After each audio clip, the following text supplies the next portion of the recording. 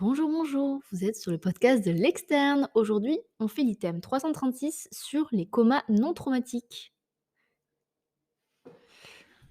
OK, eh bien, merci pour cette introduction. Donc effectivement, on va voir les comatoses non traumatiques chez l'adulte et chez l'enfant. Voilà, allez, on commence par la définition. Yeah! Allez, donc le coma, c'est une altération aiguë de la vigilance avec une altération de la conscience. Vigilance plus conscience. C'est mis en évidence par l'absence de réponse du patient malgré les stimulations verbales, tactiles ou douloureuses, d'intensité croissante bien sûr. Si on n'obtient pas de réponse à ces stimuli, on va augmenter l'intensité. La vigilance, qu'est-ce que c'est? C'est l'ouverture des yeux et la présence d'un rythme veille-sommeil. Donc c'est une alternance spontanée ou après stimulation entre une ouverture et une fermeture des yeux. Ça, c'est pour la vigilance. Pour la conscience, c'est la présence d'une interaction avec l'environnement. Par définition, la poursuite oculaire suffit pour classer le patient comme étant conscient, même s'il est classé en état de conscience minimale. Là, il y a une petite note, donc il faut être vigilant pour être conscient, mais on peut être vigilant sans être conscient. Donc ça, c'est un état végétatif. Donc c'est-à-dire que, le patient va ouvrir les yeux, les fermer et cetera, mais il ne va pour autant pas, suivre, le doigt, de son regard, voilà, donc il peut être vigilant sans être conscient. Alors, quels sont les mécanismes qui peuvent concourir à un coma? Donc là, il y a un petit schéma que je vous mettrai dans le post Insta comme toujours. Donc un coma, il peut être dû à 4 grands types de choses, on va dire. Ça va être premièrement une lésion dans le tronc. Donc là, ça va être une atteinte entre guillemets «de l'interrupteur». Voilà, ça c'est schématiquement, en fait, ça le système nerveux va fonctionner comme un avec un interrupteur.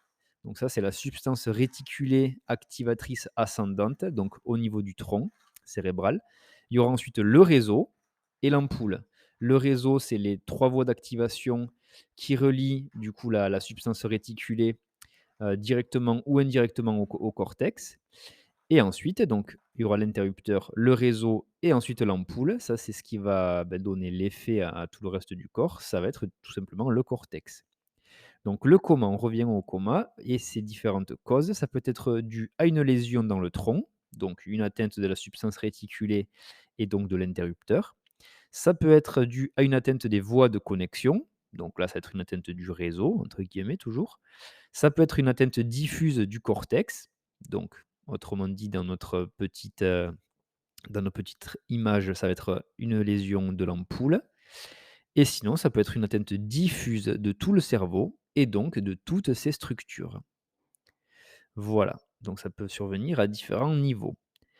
Alors, pour diagnostiquer un coma, évaluer son stade et sa profondeur. Donc là, on va utiliser l'échelle de Glasgow et ça s'applique chez l'adulte et chez l'enfant.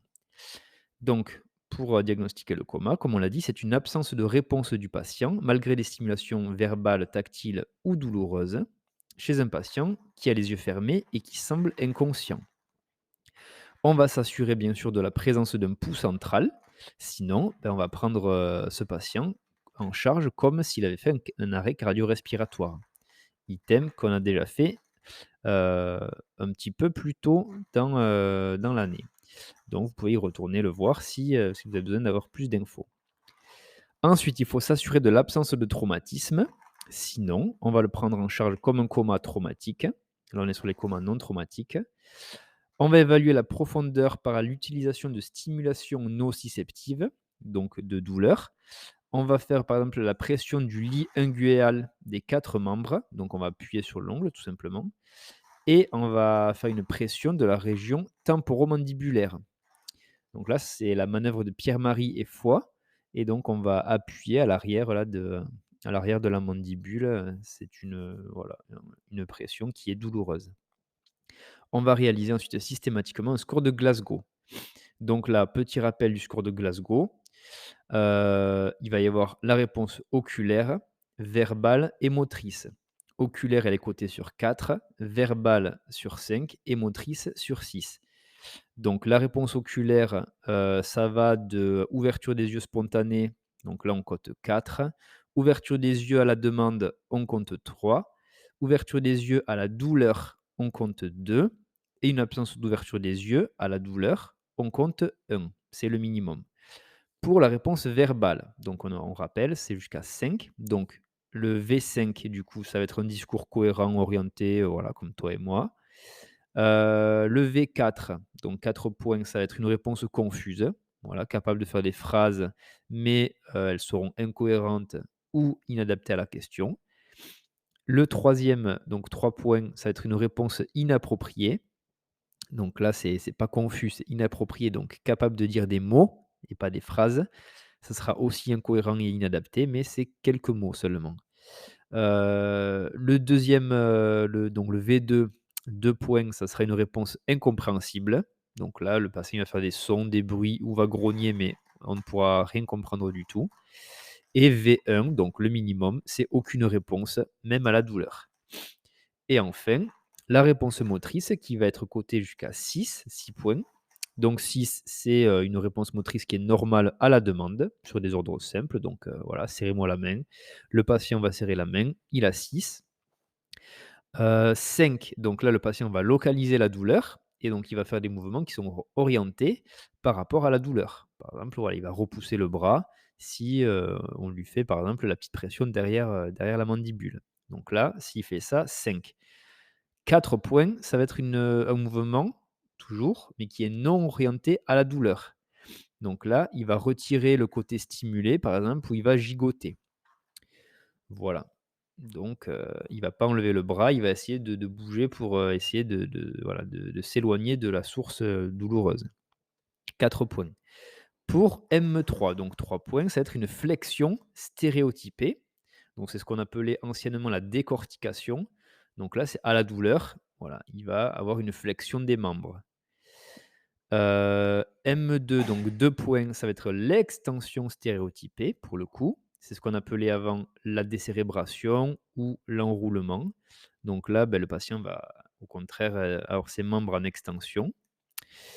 Et M1, donc le 1 point, le minimum, c'est aucune, réaction motrice, aucune réponse motrice à la douleur.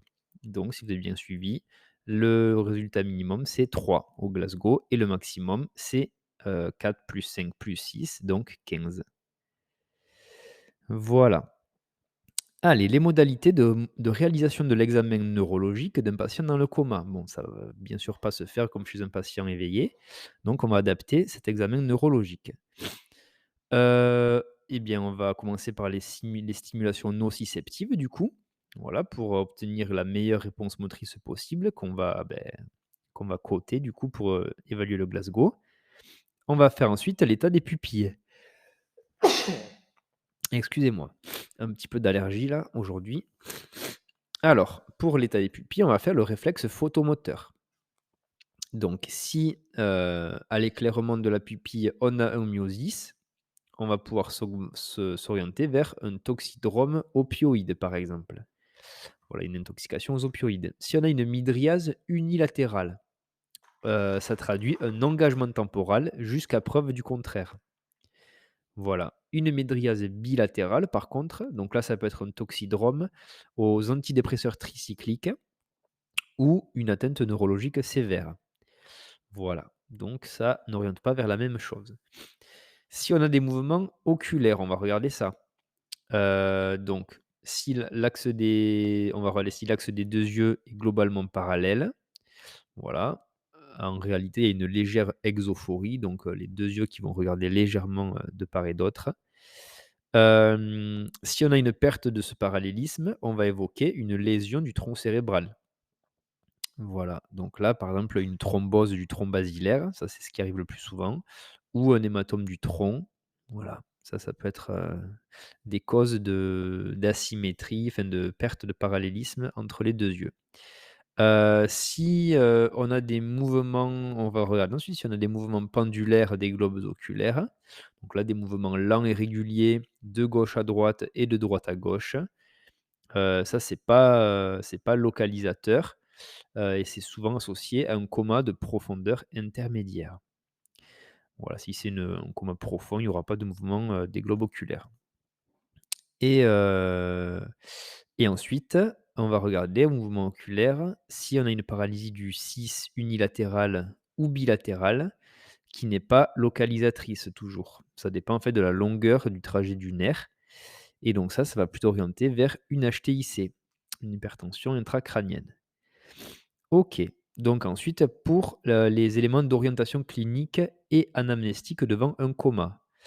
Donc on va essayer d'avoir des informations sur le début du coma, donc en interrogeant, l'entourage, savoir si c'est un début brutal ou qui a plutôt été rapidement progressif ou progressif. On va regarder s'il y a de la fièvre ou du purpura. On va évaluer, la présence ou non d'un syndrome méningé. On va regarder s'il y a la présence de troubles oculomoteurs, la présence d'un traumatisme, donc des ecchymoses, un hématome en lunette ou en auriculaire, donc derrière l'oreille. Voilà, voir s'il y a eu un choc crânien. On va essayer de trouver donc l'existence de convulsions ou de myoclonies et ensuite on va, s'intéresser au contexte. Donc est-ce qu'il y a une intoxication chronique avec de l'alcool ou des substances, illicites, voilà, des drogues et cetera? On va, regarder s'il y a la présence d'une lettre d'adieu, par exemple de boîtes de médicaments vides et cetera, donc s'il y a eu une tentative de suicide. On va essayer de retrouver la présence de seringues vides au domicile, des traces de piqûres et cetera, pour rechercher du coup, l'intoxication, par une drogue. On va chercher des ordonnances avec des antidiabétiques oraux ou de l'insuline qui, voilà, savoir si le patient est diabétique du coup et chercher un coma, soit hypoglycémique, soit hyperglycémique. Et ensuite, on va pouvoir s'intéresser au niveau social du patient, donc la vétusté du logement, les modalités de chauffage aussi, qui peut faire penser à une intoxication au monoxyde de carbone. Alors ensuite, on va voir les critères diagnostiques de mort cérébrale. Donc, en l'absence de facteurs confondants, donc voilà, sur un patient, voilà, où il y a pas de facteurs annexes qui pourraient, expliquer cet état de mort encéphalique. Donc le diagnostic de la mort encéphalique, c'est un coma profond, donc un Glasgow égal à 3, une abolition de tous les réflexes du tronc cérébral et un des examens complémentaires qui va venir confirmer le diagnostic. Donc on va voir ensuite les examens complémentaires justement et là on va voir l'examen clinique. Donc pour avoir l'abolition de tous les réflexes du tronc cérébral, on va, s'assurer de l'absence de réflexe photomoteur, l'absence de réflexe cornéen. Donc là, c'est quand on va venir frotter un petit peu la cornée et qui va venir faire une contraction, du muscle, de la paupière qui va venir la fermer. On va s'assurer de l'absence de réflexe oculovestibulaire, donc c'est-à-dire qu'on n'a pas de mouvement oculaire à la mobilisation passive de la tête. Absence de réflexe de toux, absence de réflexe oculocardiaque. Ça, c'est quand on appuie sur les globes oculaires, ça fait une bradycardie. Voilà et ensuite on va donc ça, c'était pour les réflexes du tronc et ensuite on va s'assurer aussi à l'examen clinique de l'abolition de la ventilation spontanée avec l'épreuve d'hypercapnie chez le malade ventilé. Voilà et ensuite, on vient aux examens complémentaires et du coup, il y a 2 possibilités. Soit on va faire 2 électroencéphalogrammes qui durent 30 minutes au minimum.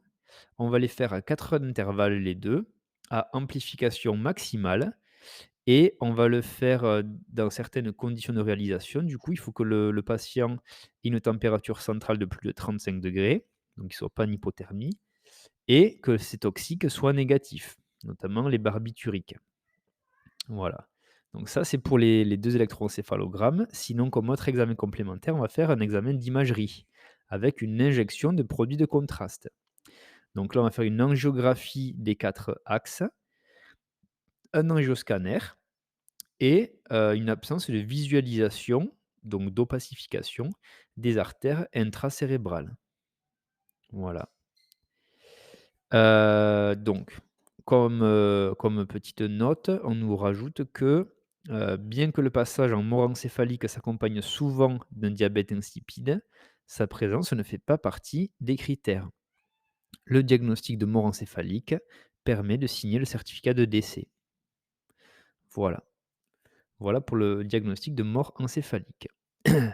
Allez, maintenant, on va voir un petit peu, les signes cliniques de l'hypoglycémie, parce qu'il peut donner un coma et comment la corriger. Donc là, en regard d'un coma ou de tout trouble neurologique, on peut y penser. Ça peut être évoqué à la glycémie capillaire du coup, qui va être confirmée avec la glycémie sanguine. Donc là, c'est une glycémie inférieure à 3 millimoles par litre. On va faire un resucrage en urgence avec un sérum glucosé en IV direct. On va faire du G30 pour 100, une ampoule si on a des troubles de la conscience. Voilà. Si par contre, la conscience le permet, on va faire par voie orale. Donc là, ça va être du sucre en morceaux, un jus d'orange et cetera et ensuite on va faire une réévaluation. Voilà pour l'hypoglycémie, voire le coma hypoglycémique. Allez, maintenant les situations d'urgence extrême d'un coma chez l'adulte et chez l'enfant. Donc, on va vérifier la présence de mouvements respiratoires hors gasp, bien sûr, donc il ne faut pas que le patient gaspe, sinon, beh, c'est un peu tard et on va vérifier également la présence d'un pouls central et si, le pouls est absent, on va, beh, faire un massage, cardiaque externe. On va chercher ensuite des signes de détresse respiratoire. On va, beh, si le score de Glasgow est inférieur à 8, c'est-à-dire, c'est à peu près le seuil en dessous duquel il y a une perte de protection des voies aériennes. Donc là, eh bien, c'est une situation, extrême d'urgence. On va devoir sans doute intuber le patient et cetera, pour protéger ses voies aériennes. Une glycémie inférieure à 3 millimoles par litre, du coup, c'est pareil, une situation d'urgence, extrême. Hem, S'il y a des signes d'engagement, donc par exemple une mydriase unilatérale avec une réponse motrice en décérébration. Ça, c'est l'extension stéréotypée. Du même côté, lors de l'engagement temporal, si on a une évolution vers l'engagement central. Ça, c'est, un des signes cliniques de l'engagement. La labilité du pouls et de la tension artérielle, pareil, ça peut être un signe d'engagement. Des pauses respiratoires également et dans le cas extrême, l'arrêt cardio-respiratoire. Des crises généralisées tonico-cloniques qui durent plus de 5 minutes ou qui se succèdent sans reprise de la conscience entre les crises. Voilà, ça c'est les crises subentrantes, elles s'appellent. Voilà, donc ça c'est pareil, un état, enfin une situation d'urgence. Et ensuite un tableau d'HTIC. Ça c'est difficile à diagnostiquer si le patient est vu d'emblée dans le coma, en dehors de signes d'engagement. Donc une HTIC avec, aucun signe d'engagement. Ça va être par exemple l'atteinte du 6 uni ou bilatéral, un œdème papillaire au fond d'œil, des céphalées intenses avec des vomissements en jet, qui sont salvateurs, donc c'est-à-dire qui vont résoudre, les céphalées un petit peu, qui vont soulager les céphalées. Ça, c'est avant la phase de coma. Un effacement des sillons cérébraux et une disparition des ventricules au scanner cérébral. Ça, c'est le tableau d'HTIC. Voilà et c'est du coup une situation d'urgence extrême. Allez maintenant, les examens complémentaires et leurs modalités de prescription du coup qu'on va réaliser en urgence, que ce soit chez l'adulte ou chez l'enfant. Donc beh, ce sera la glycémie capillaire qu'on va vérifier ensuite par la glycémie plasmatique.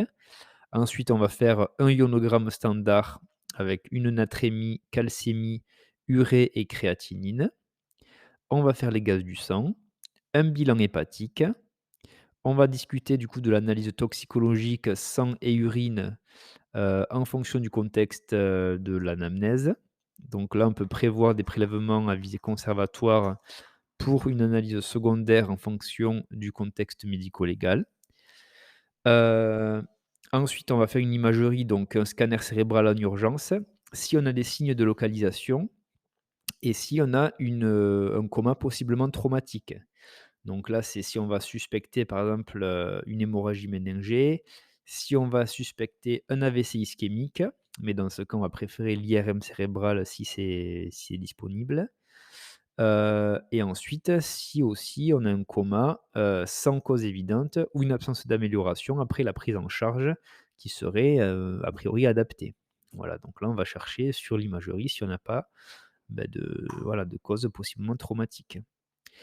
Et enfin, on peut faire comme examen secondaire, une ponction lombaire, si on a un contexte de méningite, voilà, donc avec un syndrome méningé et cetera, un contexte de méningoencéphalite ou d'encéphalite et un coma fébrile. Voilà, là, on va faire la ponction lombaire. Alors, pour, les indications plus spécifiques, du coup, de l'IRM en urgence. Donc déjà, l'IRM cérébrale, elle est plus sensible que le scanner. Donc, elle est à préférer en première intention, si c'est disponible, en cas de suspicion d'AVC ischémique. Donc là, la thrombose du tronc basilaire notamment, ou l'AVC sylvien malin. Si on a une suspicion d'encéphalite également, on va faire, l'IRM en première intention et ne pas hésiter à céder de l'appel à un service de neurologie vasculaire, voilà, pour appuyer la demande. Du coup, là, on a 2 images de scanner, lors d'une hémorragie intracrânienne. Donc c'est un AVC hémorragique et on voit bien l'hématome intracérébral. Voilà, donc là, on obtient en fait une hyperdensité spontanée au sein du parenchyme cérébral. On peut avoir une inondation ventriculaire, possiblement, et également un effet de masse si l'hématome est particulièrement volumineux. Voilà, donc là, je vous mettrai pareil les images sur le post. L'hémorragie méningée, donc là, on a une hyperdensité spontanée dans les espaces sous-arachnoïdiens. Donc là, ça va venir combler les sillons, les citernes de la base et cetera. Et donc là, dans l'hémorragie méningée, on voit rarement l'anévrisme en l'absence d'injection de produits de contraste iodés, sauf s'il est calcifié ou de grande taille. Voilà, on voit surtout, l'hyperdensité spontanée dans les espaces sous-arachnoïdiens. Donc ensuite, on a d'autres images de scanner, toujours, avec, un engagement et un effet de masse. Donc voilà. Pour, l'engagement, il peut être soit sous falcoriel, donc soit sous la faux, soit au niveau de la tempe, donc l'engagement temporal. On aura du coup une déviation de la ligne médiane, une disparition des ventricules et une disparition de l'espace entre le lobe temporal et le tronc cérébral. Voilà.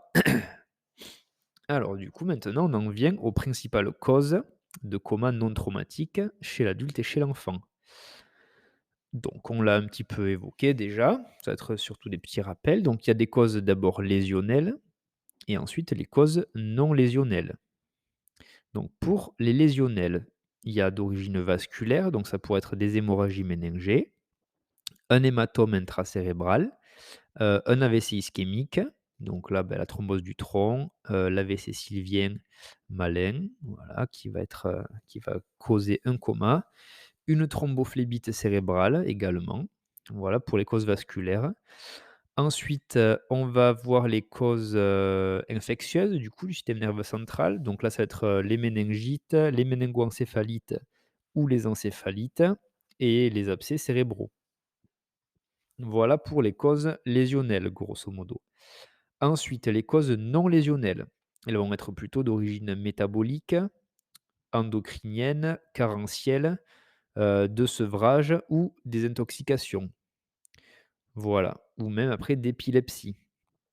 Alors pour les causes métaboliques, bon là il y a plein de causes, je vais vous les citer comme ça, l'une après l'autre. Donc il y a les encéphalopathies, qu'elles soient hypercapniques, ou urémiques ou hépatiques. Il y a les hypos ou les hypernatrémies, les hypos ou les hypercalcémies, donc pour ça qu'on va faire le ionogramme. Ça peut être également une maladie métabolique constitutionnelle, voilà, qui va décompenser. Pour les causes, endocriniennes ensuite, donc ça peut être les hypos ou les hyperglycémies, les hypothyroïdies et les insuffisances surrénaliennes. Voilà. Au niveau des causes carentielles, Ça peut être un syndrome de Guillet-Wernicke, donc là, c'est un déficit en vitamine B1. Ça peut être également la pélagre, donc ça, c'est le déficit en vitamine PP. Au niveau du sevrage, donc ça peut être, le délirium tremens dans sa forme sévère, lors d'un sevrage en alcool. Ça peut être également lors d'un sevrage en benzodiazépine, voilà. À l'inverse, ça peut être une intoxication, du coup, une intoxication aux benzodiazépines, aux opioïdes, aux neuroleptiques. Voilà, ça peut également être une intoxication au monoxyde de carbone et il peut y en avoir plein d'autres qui peuvent être, responsables de coma. Pour les patients épileptiques, beh, ils peuvent être en état de mal épileptique. Ça peut être un coma post-critique également, voilà.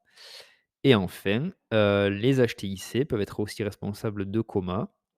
Et donc, qu'est-ce qui peut donner une HTIC? Ça va être les processus expansifs intracérébraux, donc soit dans le cas de tumeurs ou d'abcès.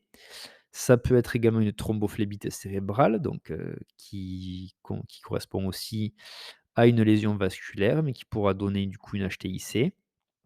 Et ça peut ensuite être ce qu'on appelle la pseudotumore cérébri.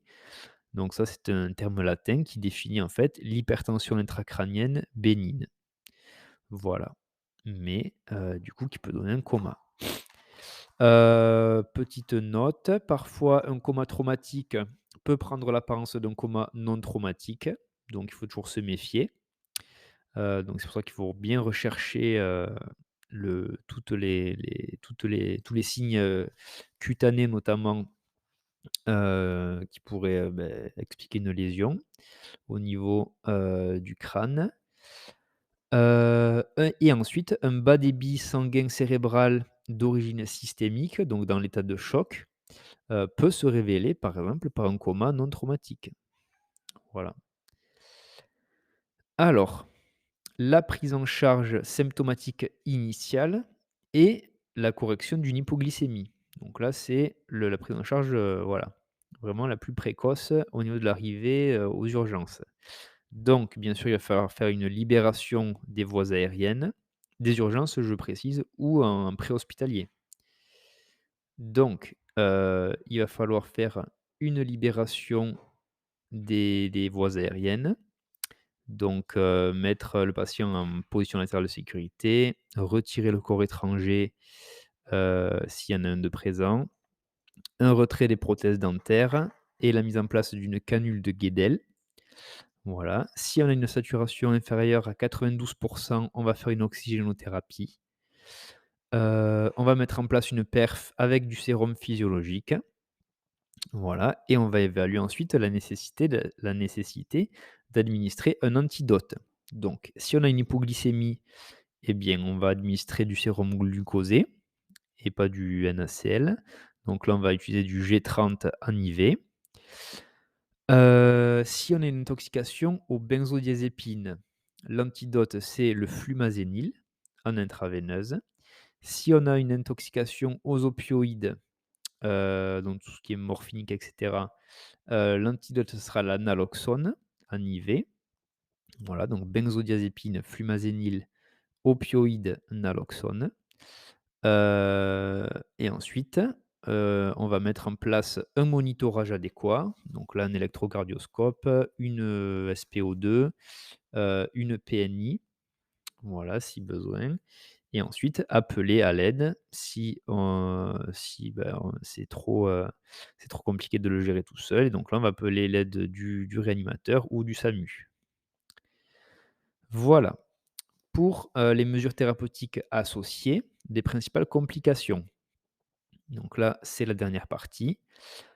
Si on a un Glasgow inférieur à 8 et qu'il n'y a pas de cause rapidement réversible, on va faire une intubation orotrachéale et une mise sous ventilation mécanique. Parce qu'on a vu que, il y avait une inhibition de la protection des voies aériennes, donc voilà. C'est pour ça qu'on met en place cette intubation.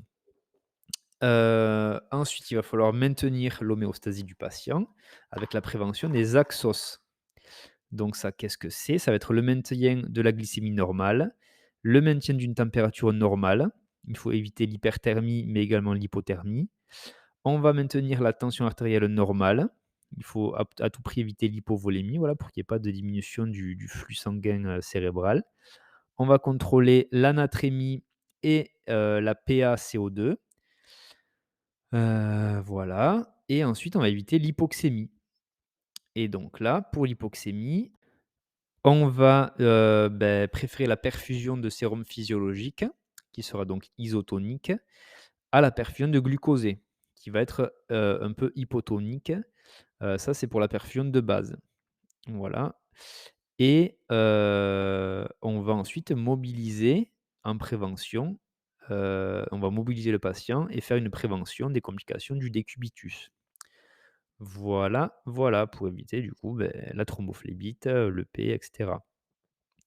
Voilà, on en a fini avec ce chapitre sur, le coma non traumatique, que ce soit chez l'adulte ou chez l'enfant. De toute façon, c'est la même prise en charge. Voilà, donc j'espère que ça vous a bien mis les choses au clair sur ça et que, le jour où ça vous arrivera, vous serez en face à un patient, comme ça vous aidera un petit peu, à fixer les choses.